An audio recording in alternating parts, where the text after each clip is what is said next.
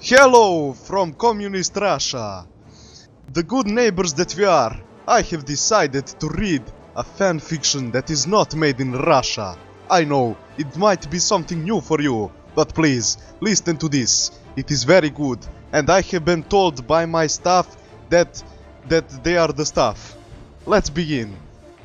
This fan fiction is called Mr. Bigpants McFailicorn by Was the Suenios. Alright, let us begins. Sit down, children. This is the story of Mr. Bigpants McFailicorn. Chapter 1. To Equestria. One a bright and sunshiny day, there was a man who lived in the real world. Because Equestria is not real, sorry. On his days, he always went shopping or to work or knew of the tech places he wanted to find. Some days he was sad, others he just didn't care about anything. For sometimes he wanted to live in another place. During the other times, he thought about where he might go. His hair is red. He also wears a fez because fezes are cool. Because he's not a doctor. He works in retail, so you know.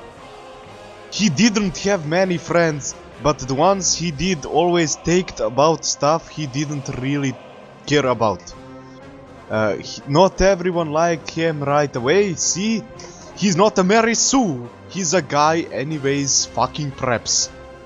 One day, there was a big storm, and he was all alone in his apartment, which was totally his house. It would be lame if he was live with his parents or something. I can't believe... No. I need. I can't believe what is happening, I said to my friend. I was there the whole time. In front of me was the biggest bolt of lightning you've ever seen. It calmed down, but it didn't go back up the way normal ones do. Instead, it just glowed and pulsed with the light of 1,000 stars. After a few moments, it ended from the sky and came all the way down into one single ball of bright.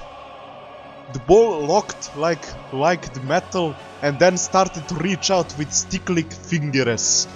Branching out further and farther, they reached towards me and then they grabbed me, like that mirror in the Matrix.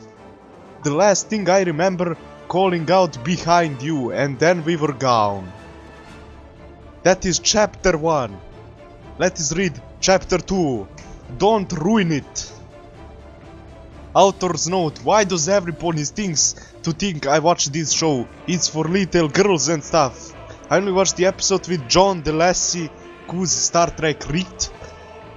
So you didn't mess any chapters. Don't worry, I just believe in creative freedom and think an author should be able to decide what comes after on. You, my dear sir, have no mind whatsoever. You are stupid bullshit and you will die when you come here. Alright, let's continue. I look down at Charlie. He was a unicorn now. Purple with a black blue mane and starts being eaten for a cutie mark. All his clothes were gone, but not pony else was wearing anything, so it didn't care. The sky was red for half a second, but then it wasn't anymore, so I stopped caring. I waited for what seemed like ever, but Charlie said nothing and I went to find out what was going on. And came back, because we were in a field, and then I saw how a lot of other horses, and except he didn't move. Still, I felt like I should wake him up. I tried poking him with a stick, and also my horn and wings. I had both now, and maybe a time machine or a laser cannon. And then sold his organs for a few gold pieces to a shifty looking honey badger, who told me what he has dead. So I was alone here. I only remembered have one thing he used to tell me. Don't ruin it, this is the best shot you'll ever take. So I did not. Let's read the epilogue for this chapter. You mad bro? I've right at the end before finishing the rest of the story. Ha ha ha. You are idiot. You should be killed. And I will personally arrange for you to come here so you can be killed. So Celestia and I took to the skies. We flew far hours and hours. Very Bunny finally likes me, I thought, and they did because that's what friends do.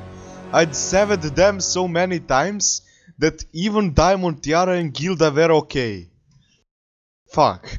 In the stratosphere where we could talk alone, she confessed her feelings towards me.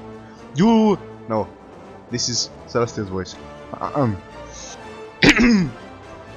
You are the bravest pony I've ever known. And I saw the hoof in her mouth. I knew, but it didn't matter. Alicios was waiting, and there was still a fleet of Scions inbound. Okay, this was chapter 1 and 2 of Mr. Bigpants Mac Kurat Sisa Pichka, and in the next time we will be read more fan fictions. Yes.